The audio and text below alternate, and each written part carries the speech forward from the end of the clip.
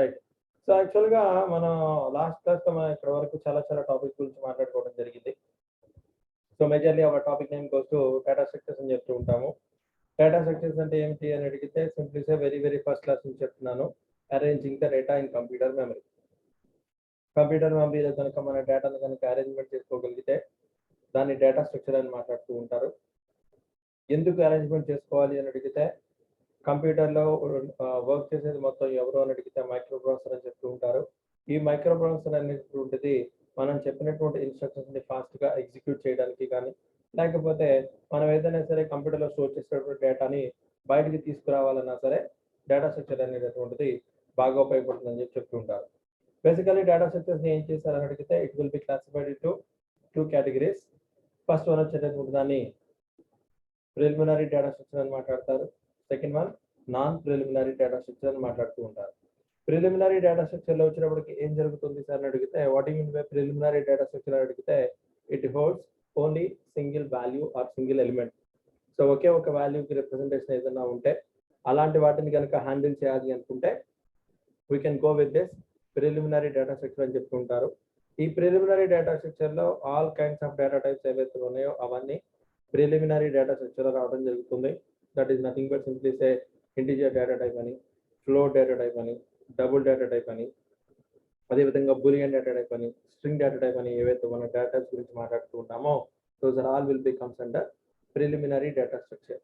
And non preliminary data స్ట్రక్చర్‌లో వచ్చినప్పటికి ఏమవుతుంది అని అడిగితే it holds multiple values. So it holds multiple values అంటే మోర్ దాన్ వన్ వాల్యూ కనుక ఉంటే వాటిని కనుక హ్యాండిల్ చేయాలి అనుకుంటే then we can go with this multiple values. ఆ మల్టిపుల్ వాల్యూస్ కనుక హోల్డ్ చేయాలి అనుకుంటే నాన్ ప్రిలిమినరీ డేటా స్ట్రక్చర్ కిందకి వెళ్ళడం జరుగుతుంది. ఈ నాన్ ప్రిలిమినరీ డేటా స్ట్రక్చర్‌లో basically it will be classified into 2 categories. First one will be called as a linear data structure, non linear data structure. మనం data structure అనేటువంటి concept గురించి మాట్లాడుతున్నాము అని అడిగితే we are majorly dealing with those two. ఏంటి? Linear data structure and as well as non linear data structure. Linear data స్ట్రక్చర్‌ని మళ్ళీ again it will be classified into 4 major categories. First one వచ్చేటటువంటి దాన్ని అరేస్ అంటారు. తర్వాత వచ్చేటటువంటి దాన్ని లింక్డ్ లిస్ట్ అని మాట్లాడతారు. ఆ తర్వాత వచ్చేటటువంటి దాన్ని స్టాక్స్ అని మాట్లాడతారు. నెక్స్ట్ వన్ వచ్చేటటువంటి దాన్ని క్యూస్ అని మాట్లాడతారు. సో ఇందులో first one arrays. So already చెప్పాం what do you mean by array, which is nothing but an array is nothing but group of similar data items అని మాట్లాడుతూ ఉంటారు. or allocating the memory into consecutive memory positions, that is called as an array. ఒకే జాతికి చెందిన వాటిని మొత్తాన్ని కనుక మనం ఒక చోట కనుక పెట్టగలిగితే దాన్ని array అని మాట్లాడుతూ ఉంటారు. లేదా మెమరీ అలొకేషన్ అనేటటువంటిది పక్క పక్కన కనుక జరుగుతూ వెళ్తే దాన్ని array అని మాట్లాడుతూ ఉంటారు. ఈ arrayలో వచ్చేటప్పటికి ఏంటి అని అడిగితే 2 types లో రిప్రజెంట్ చేయడం జరుగుతుంది. సింగిల్ డైమెన్షనల్ array అని మాట్లాడతారు, డబుల్ డైమెన్షనల్ array అని మాట్లాడుతూ ఉంటారు. సింగిల్ డైమెన్షనల్ అరేకి డబుల్ డైమెన్షనల్ అరేలో రిప్రజెంటేషన్ ఎలా చేస్తామని అడిగితే దానికోసమే మనం స్పార్స్ మ్యాట్రిక్స్ రిప్రజెంటేషన్ అని చెప్పేసి చెప్పడం జరిగింది. ఈ స్పార్స్ మ్యాట్రిక్స్ రిప్రజెంటేషన్ లో నాన్ జీరో వాల్యూస్ ఏవైతే ఉన్నాయో వాటిని ఈజీగా ఐడెంటిఫై చేయడానికి స్పార్స్ మ్యాట్రిక్స్ రిప్రజెంటేషన్ అనేది ఉపయోగపడుతుందని చెప్పేసి మనం వాటన్నిటి గురించి అరేస్ గురించి మాట్లాడుకోవడం జరుగుతుంది. ఈ అరేస్ లో వచ్చేటప్పటికి ఏంటంటే కొన్ని రకాలైనటువంటి డ్రాబ్యాక్స్ ఉంటాయి. సో ఆ డ్రాబ్యాక్స్ ఏంటి అని అడిగితే మెయిన్ డ్రాబ్యాక్ ఏంటి అని అడిగితే ఒకసారి కనుక మనం ఒక అరే యొక్క సైజుని కనుక డిఫైన్ చేసాము అని అడిగితే it is not possible to change at run time. అంటే డైనమిక్ గా మనం ఆ మెమరీ అనేటటువంటిది చేంజ్ చేసుకోవాలి అనేటువంటి కాన్సెప్ట్ అనేటటువంటిది అరేలో ఉండదు. అలా డైనమిక్ గా మనం ఏదైనా సరే డేటా కానీ వాల్యూస్ కానీ ఆ యొక్క మెమరీని కానీ అలొకేషన్ అనేటువంటిది కనుక చేంజ్ చేసుకోవాలి అనుకుంటే then that concept will be comes under into the existence, that is called as link list అని మాట్లాడుతూ ఉంటారు. So what you mean by link list is nothing but connecting the memory. Simple గా చెప్పాలి అనుకుంటే memory అనేటటువంటి దాన్ని identification చేసి వాటి మధ్యలో కనెక్షన్ కనుక ఎస్టాబ్లిష్ చేయాలి అనుకుంటే then that concept is called simply say link list అని మాట్లాడుతూ ఉంటారు. ఈ లింక్ లిస్ట్ లో బేసికల్లీ ఏమవుతుందని అడిగితే 2 రకాలైనటువంటి లింక్ లిస్టులు ఉంటాయి. అంటే చాలా రకాలైనటువంటి లింక్ లిస్టులు ఉంటాయి. అవి ఏంటి అనేటువంటిది మనం తర్వాత మాట్లాడుకుందాం. సో లింక్ లిస్ట్ లో ప్రతి ఒక్క దాని రిప్రజెంటేషన్ ఎలా చేస్తామని అడిగితే which is nothing but in the form of notes రూపంలో చెప్తారు. ప్రతి ఒక్క దాని ఇక్కడ నోడ్ అని మాట్లాడుతూ ఉంటారు. What you mean by node అని అడిగితే నోడ్ కంటైన్స్ 2 పార్ట్స్. ఖచ్చితంగా నోడ్ అనేది ఉంది. ఈ నోడ్ లో 2 పార్ట్స్ ఉంటాయి. ఫస్ట్ వన్ వచ్చేటువంటి పార్ట్ డేటా పార్ట్ అని మాట్లాడతారు. సెకండ్ వన్ వచ్చేటటువంటి దాన్ని అడ్రస్ పార్ట్ అని మాట్లాడతారు. డేటా పార్ట్ లో ఏం జరుగుతుంది అని అడిగితే మనం ఏ డేటా అయితే ఇన్సర్ట్ చేయాలి, స్టోర్ చేయాలనుకుంటున్నామో those are all comes under data part. And address part వచ్చేటప్పటికి ఏమవుతుంది సార్ అడిగితే నెక్స్ట్ నోడ్ యొక్క అడ్రస్ వచ్చి ఆ నోడ్ లో ప్లేస్ చేయడం జరుగుతుంది. అలాంటి వాటిని node representation and address notes లో 2 parts, data part and as well as address part. ఇలా ఒకదానికి కనెక్టివిటీ ఉంటుంది కాబట్టి దాన్ని లింక్ లిస్ట్ అని మాట్లాడుతూ ఉంటారు. ఇందులో రకాలు ఏంటి, వాటిని ఎలా ఇంప్లిమెంట్ చేస్తారు అనేది లేటర్ ఆన్ క్లాసెస్ లో నేర్చుకుంటారు. And next one will be comes under that is called as stock అని మాట్లాడతారు.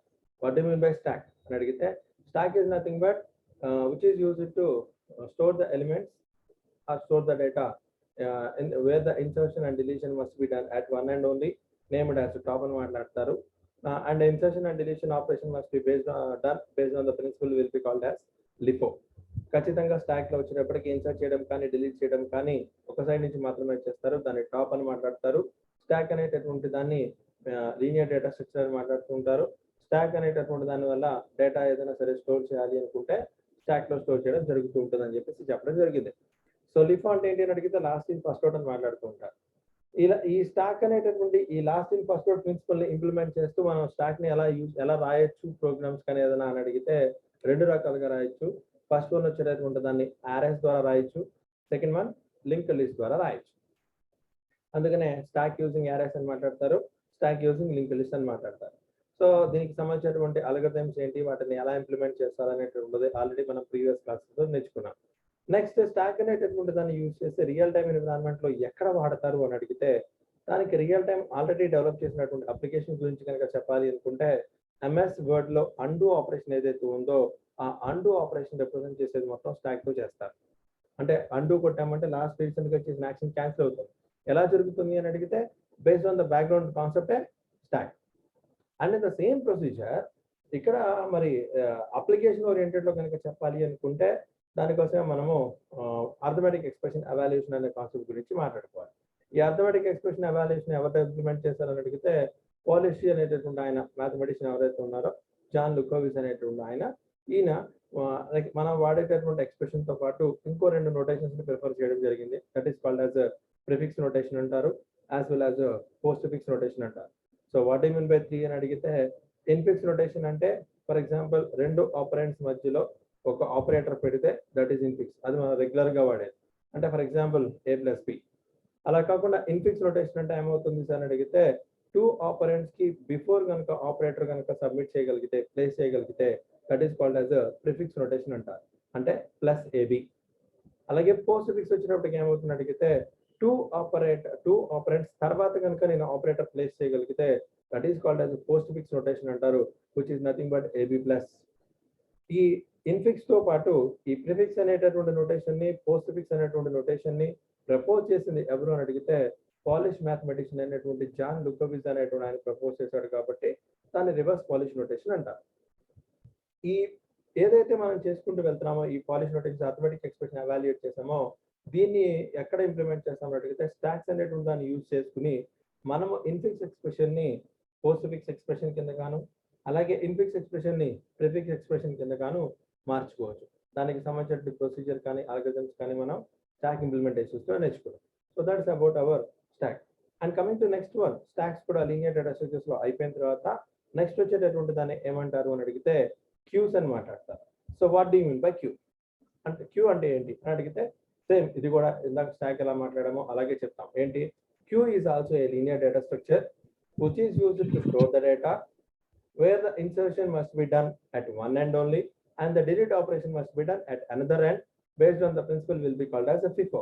FIFO stands for first in first out. అంటే ఏంటి, క్యూ అనేటటువంటిది కూడా ఒక లీనియర్ డేటా స్ట్రక్చర్. ఇది కూడా డేటాని స్టోర్ చేయడానికి ఉపయోగపడుతుంది. కాకపోతే ఇక్కడ ఇన్సర్ట్ చేయడం అనేటువంటిది ఒక ఎండ్, ఆ ఎండ్ ఏమంటామంటే రేర్ ఎండ్ అంటారు. అలాగే డిలీట్ చేయడం అనేటటువంటిది వేరొక ఎండ్ అనేది ఉంటుంది, దాన్ని ఫ్రంట్ ఎండ్ అని మాట్లాడతారు. ఇలా రేర్ ఎండ్ ఫ్రంట్ ఎండ్ నుంచి 2 వేస్ నుంచి చేస్తూ ఉంటాం కాబట్టి దీన్ని క్యూస్ అని మాట్లాడుతూ ఉంటారని చెప్పారు. సో స్టాక్ ని ఎలా అయితే ఇంప్లిమెంట్ చేయడానికి మనకి 2 రకాలుగా వేస్ ఉన్నాయో దట్స్ నథింగ్ బట్ ఆర్ఎస్ ద్వారా ఇంప్లిమెంట్ చేయొచ్చు, as well as link list ద్వారా ఇంప్లిమెంట్ చేయొచ్చు అని మాట్లాడుతున్నాము. In the same procedure queue అనేటటువంటి దాన్ని కూడా ఇంప్లిమెంట్ చేయడానికి we are having 2 methodologies or 2 methods.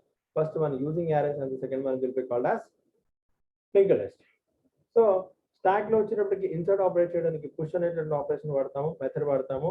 Delete చేయడానికి పాప్ అనే ఆపరేషన్ మాట్లాడతాం. అలాగే క్యూలో వచ్చేటప్పటికి ఇన్సర్ట్ ఆపరేట్ చేయడానికి అన్క్యూ అనేటువంటి వాడతారు, డిలీట్ చేయడానికి డిక్యూ అనేటువంటి వాడుతూ ఉంటారు. సో వీటికి సంబంధించిన అల్గోరిథమ్స్ ఏంటి, ఆ ప్రొసీజర్ ఏంటి అనేటటువంటి దాన్ని మొత్తాన్ని మనం ప్రీవియస్ క్లాసెస్లో నేర్చుకున్నాము. మనం ఇంతకు ముందు నేర్చుకున్నటువంటిది జావా సబ్జెక్ట్ కాబట్టి ఏవైతే మనం కాన్సెప్ట్ నేర్చుకుని అల్గోరిథం నేర్చుకున్నామో దాన్ని మనం జావాలో ఇంప్లిమెంట్ చేసి ఒక ప్రోగ్రామ్ ఎలా రాస్తాం అనేటటువంటి కూడా మనం ప్రీవియస్ క్లాసెస్లో నేర్చుకున్నాం. సో ఈ రోజు చెప్పుకోబోయేటువంటి టాపిక్ అంటే ఈ నెక్స్ట్ కాన్సెప్ట్ ఏంటి అని అడిగితే which are the applications we are using in the real time environment of queues. So real time environment లో ఈ క్యూ అప్లికేషన్స్ ని ఏమేమి ఉంటాయి అని అడిగితే జనరల్ గా ఏదైనా సరే క్యూ అప్లికేషన్ ఇంకా ప్రాసెస్ చేయాలి అనుకుంటే వెయిటింగ్ టు బి ప్రాసెస్ అని మాట్లాడుతూ ఉంటారు. జనరల్ గా మనం మాట్లాడుతున్నామంటే ఖచ్చితంగా it is follows a queue, it follows a queue అని మాట్లాడతారు. Queue is nothing but first in first out అంటే. సో ఫర్ ఎగ్జాంపుల్ మీరు ఒక కాల్ సెంటర్కి కస్టమర్ కేర్కి ఏ క్రెడిట్ కార్డ్ కాల్ సెంటర్కో లేకపోతే ఫోన్ బ్యాంకింగ్ కనుకో లేకపోతే ఇప్పుడు ఉన్నటువంటి హెల్త్ ఎమర్జెన్సీ ఉన్నటువంటి 104కి కానీ కాల్ చేశారు. కాల్ చేయగానే you are in queue please wait, you are in queue please wait, you are in queue please wait అని వస్తుంది. అంటే ఏంటి, విచ్ ఇస్ నథింగ్ బట్ ఒక్కొక్కటి ఇన్సర్ట్ అవుతూ ఉంటుంది. ఇన్సర్ట్ అయినప్పుడు ఇన్సర్షన్ ఎప్పుడు లాస్ట్ నుంచి జరుగుతూ ఉంటుంది, డిలీషన్ కానీ ఆపరేషన్ వర్క్ చేసేది మాత్రం ఫ్రంట్ సైడ్ నుంచి జరుగుతూ ఉంటుంది. సో అలాంటి రియల్ టైమ్ అప్లికేషన్స్ లో ఏదైనా వెయిటింగ్ అనేటటువంటిది కనుక ఉంటే ఆగాలి, ఒక గ్రూప్ కనుక చేయాలి అనుకుంటే ఈ వెయిటింగ్ టు ఈ ప్రాసెస్ అనేటువంటిది కనుక చేయాలి అనుకుంటే క్యూ ప్రాసెస్ లో చేస్తూ ఉంటారు. సో అదేవిధంగా ఫర్ ఎగ్జాంపుల్ కంప్యూటర్కి వచ్చేటప్పటికి ఏమవుతుంది అంటే జనరల్ గా మల్టీ టాస్కింగ్ అనేటువంటి కాన్సెప్ట్ చెప్పడం జరుగుతుంది. So what mean by multi tasking అని మాట్లాడుతాను అడిగితే మోర్ దాన్ వన్ టాస్క్ అనేటటువంటిది కంప్యూటర్ ఖచ్చితంగా అవాల్యుయేట్ చేస్తుందని మాట్లాడుతున్నాం. So more than one task అంటే ఏంటి అని అడిగితే జనరల్ గా కంప్యూటర్ ఉంది అనుకోండి సార్, కంప్యూటర్ ని కేవలం ఒక పని కోసం మాత్రమే వాడతారా అంటే లేదు, చాలా పనుల కోసం వాడచ్చు. ఇక్కడ ఏం చేస్తున్నామని అడిగితే ఒకేసారి నేను జూమ్ అప్లికేషన్ వాడుతున్నాను, యాజ్ వెల్ యాజ్ మెటీరియల్ అనేటువంటి దాన్ని ఓపెన్ చేసాము, and in the same procedure attendance అనేటటువంటి ఫైల్ కూడా ఓపెన్ చేసాం. సో ఏది ముందు జరగాలి ఏది తర్వాత జరగాలి అనేటువంటిది కనుక జరగాలి అనుకుంటే ప్రతి ఒక్క టాస్క్ కి ప్రాసెస్ చేయడానికి ఒక అల్గోరిథం వాడుతూ ఉంటారు. That is called as round robin అని మాట్లాడుతూ ఉంటారు. That is called as round robin అని మాట్లాడుతూ ఉంటారు. అంటే ఎలా వస్తుంది సార్ అని అడిగితే సపోజ్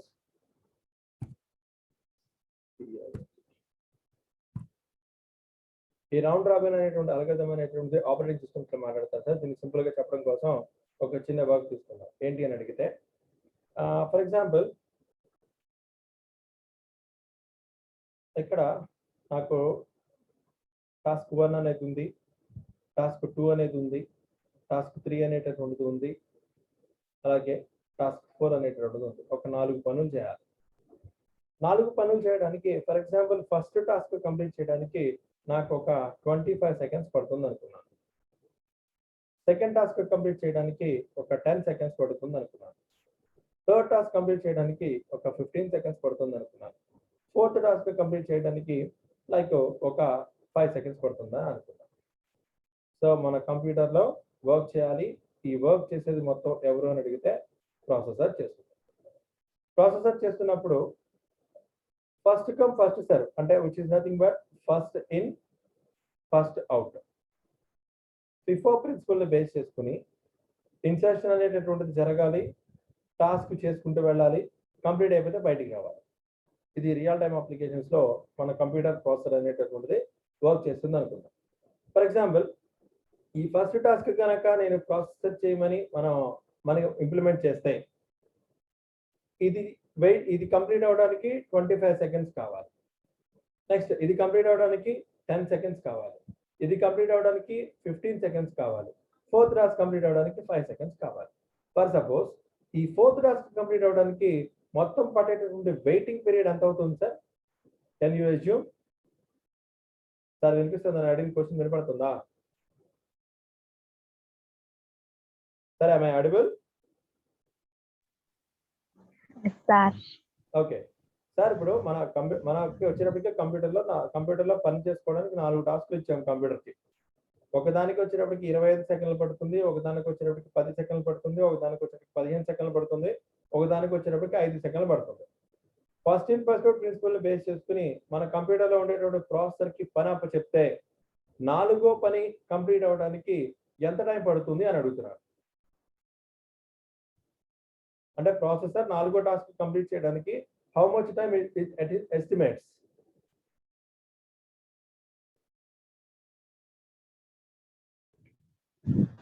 So approximately anta అని అడిగితే 25 plus 10 plus 15 plus 5 అంటే మొత్తం 50 అరౌండ్ ఇది కంప్లీట్ అవడానికి ఖచ్చితంగా 50 సెకండ్స్ పడితే గానీ నాకు ఈ 4 టాస్కులు కంప్లీట్ అవ్వవు. ఈ 4వ టాస్క్ కంప్లీట్ అవడానికి ఖచ్చితంగా 4th టాస్క్ యొక్క వెయిటింగ్ పీరియడ్ ఎంత అని అడిగితే 45 సెకండ్స్ వెయిట్ చేయాలి. 45 సెకండ్లు వెయిట్ చేసి ఈ 3 టాస్కులు కంప్లీట్ అయితే గానీ ఈ టాస్క్ అనేటటువంటిది స్టార్ట్ అవ్వదు. ఈ టాస్క్ కంప్లీట్ అవడానికి 5 సెకండ్స్ పడుతుంది. అంటే మొత్తం టాస్క్ కంప్లీట్ అవడానికి 50, ఈ 3 టాస్క్లు అయితే కానీ 4వ టాస్క్ స్టార్ట్ అవడానికి వర్క్ జరగదు. ఈ 3 టాస్క్లు కంప్లీట్ అవడానికి అప్రాక్సిమేట్లీ వెయిటింగ్ పీరియడ్ ఎంత అని అడిగితే 45 సెకండ్స్ పడుతుంది.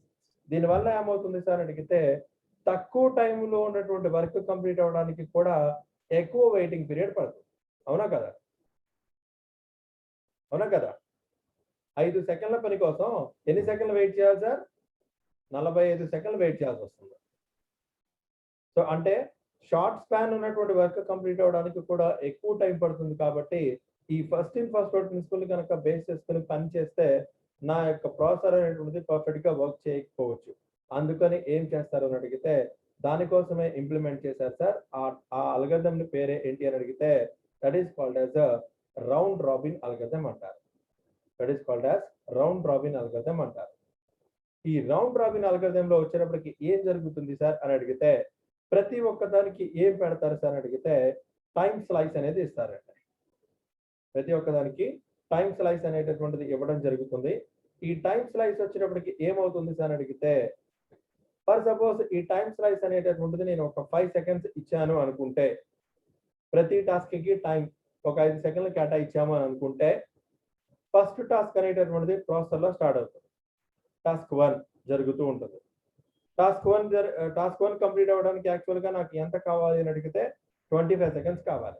కానీ ఇది ఒక 5 సెకండ్లు పనిచేసేసి టెంపరీగా హోల్డ్ చేస్తుంది, ఆపుతుంది. నెక్స్ట్ 6వ సెకండ్ నుంచి ఏం చేస్తుంది సార్ అని అడిగితే టాస్క్ 2 స్టార్ట్ చేస్తుంది. మళ్ళీ ఇది ఒక 5 సెకండ్లు పనిచేస్తుంది, మళ్ళీ హోల్డ్ చేస్తుంది. అయిపోయిందా? 5 సెకండ్లు అయిపోగానే టాస్క్ 1 అయిపోద్దండి? అవదు. ఎందుకంటే 25 సెకండ్లు కావాలి దీనికి.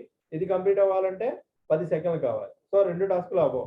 అగైన్ మళ్ళీ 3rd టాస్క్ స్టార్ట్ చేస్తాయి. మళ్ళీ ఇది ఒక 5 సెకండ్లో మళ్ళీ హోల్డ్ చేస్తుంది. ఆ తర్వాత 4th టాస్క్ స్టార్ట్ చేస్తుంది. 5 సెకండ్లో ఎస్ ఇది అయిపోద్ది. అయిపోయిన వెంటనే again it will B come backs to మళ్ళీ ఫస్ట్ పొజిషన్కి వస్తుంది. ఫస్ట్ పొజిషన్కి వచ్చిన తర్వాత ఆల్రెడీ 5 సెకండ్స్ వర్క్ చేసింది కాబట్టి మళ్ళీ ఇంకొక 5 సెకండ్లు పనిచేస్తుంది. ఆ తర్వాత మళ్ళీ ఇది ఒక 5 సెకండ్లు పనిచేస్తుంది. ఇది 5 సెకండ్లు పని చేయగానే దీని పని అయిపోద్ది. దీని పని అయిపోయిన వెంటనే మళ్ళీ ఇది ఇంకో 5 సెకండ్లు పనిచేస్తుంది 3rd టాస్క్. ఇంకో మళ్ళీ నెక్స్ట్ ఏం చేస్తుంది? మళ్ళీ ఫస్ట్ టాస్క్ వస్తుంది. అగైన్ మళ్ళీ ఇది ఒక 5 సెకండ్లో. ఆ తర్వాత సెకండ్ టాస్క్ అయిపోయింది కాబట్టి మళ్ళీ 3rd టాస్క్ వస్తుంది. ఇది ఒక 5 సెకండ్లో. ఆ తర్వాత ఈ 3rd టాస్క్ అయిపోతుంది. అగైన్ ఇక మళ్ళీ ఇది ఒక 5 సెకండ్లో. ఇంకేదన్నా ఉంటే అది, లేకపోతే మళ్ళీ ఇది ఒక 5 సెకండ్లో.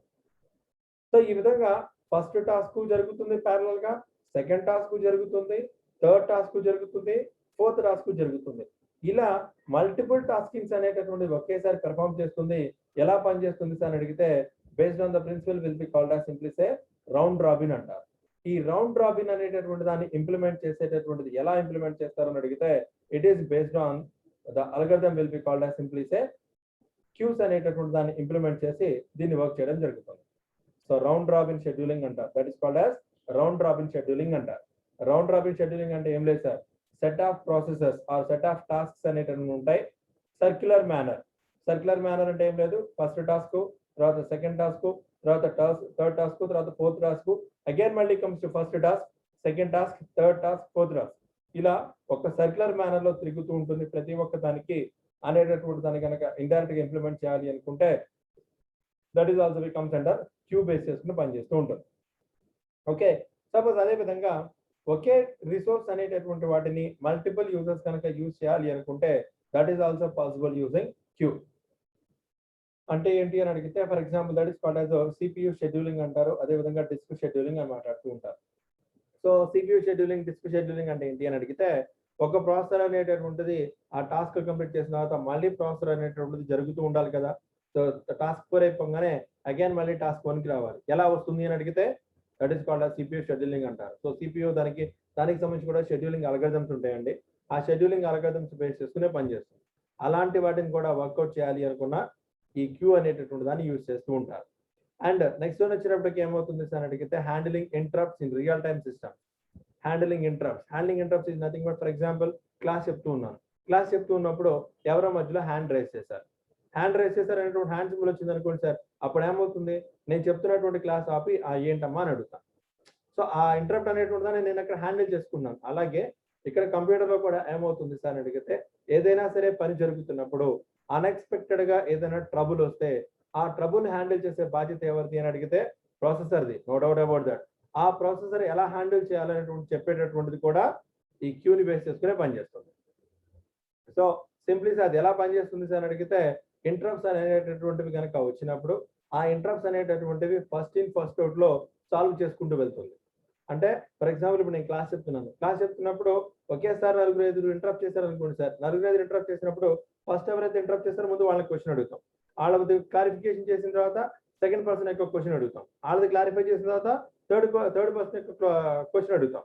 సో అలా ఫోర్త్ పర్సన్ క్వశ్చన్ అడుగుతాం. అలా కూడా first come first serve base చేసుకుంటూ వెళ్తున్నాం కాబట్టి ఈ క్యూ అనేటటువంటిది కూడా ఈ ఇంటరప్ట్స్ ని హ్యాండిల్ చేయడానికి first in first out principle base చేసుకుని పనిచేస్తుంది అని చెప్తూ ఉంటారు.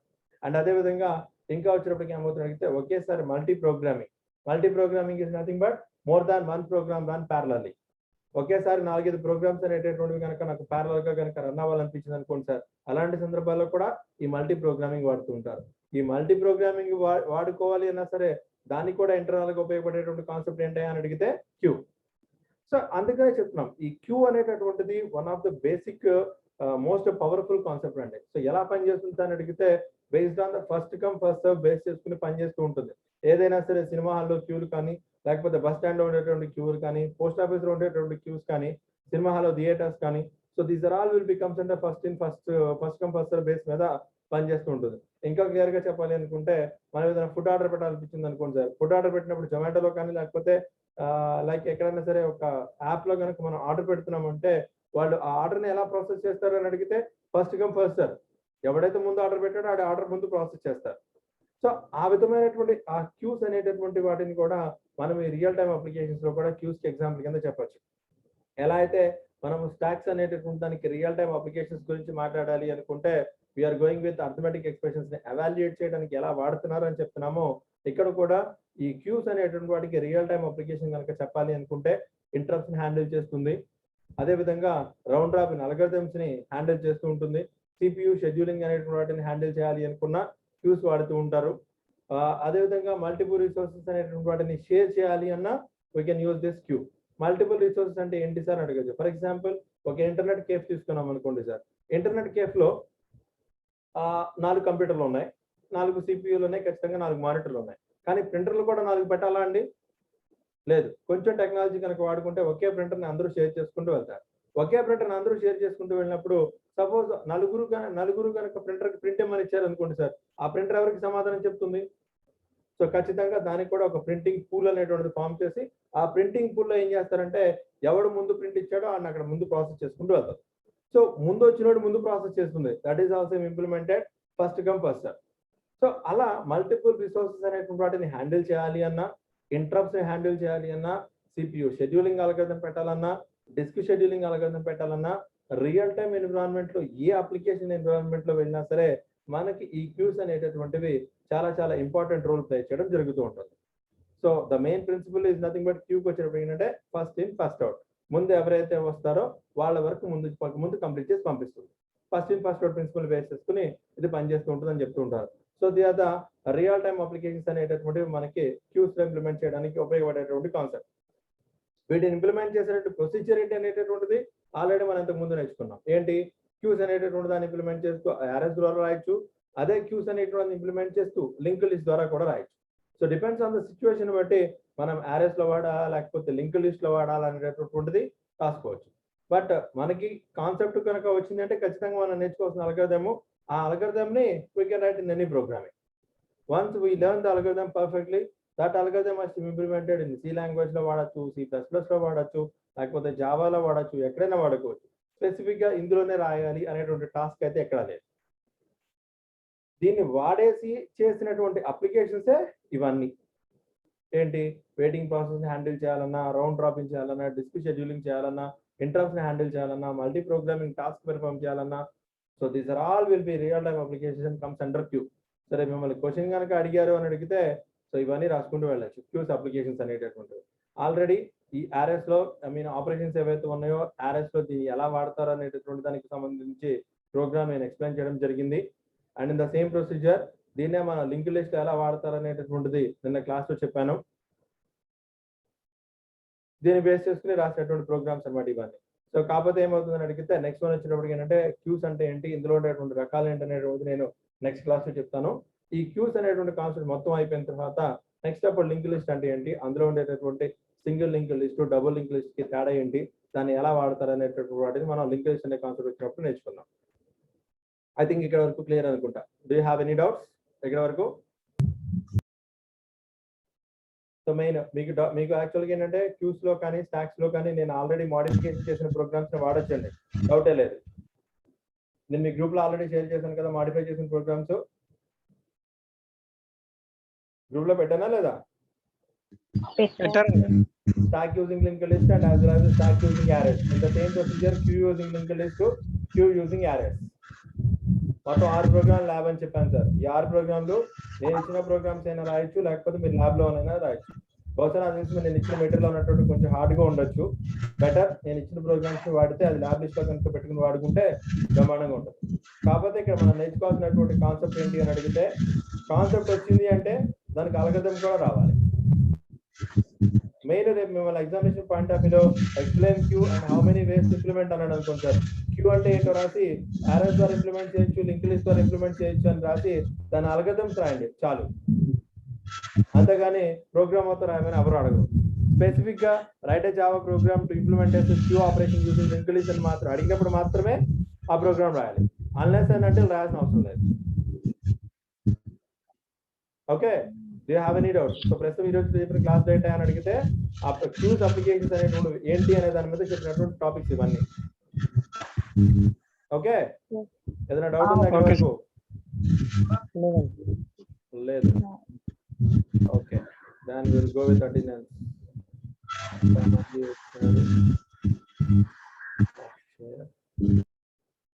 7 members.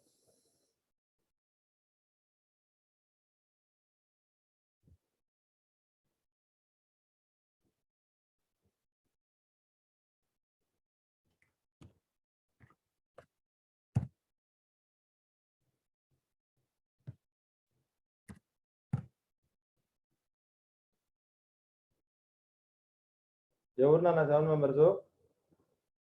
ఎవరు రాలేదు? ఉమాశంకర్, భార్గవి, పవన్ అండి. సో ఆబ్వియస్లీ సునీల్ లేడు, ఉమాశంకర్ లేడు, పవన్ లేడు, భార్గవి లేడు. ఓకే,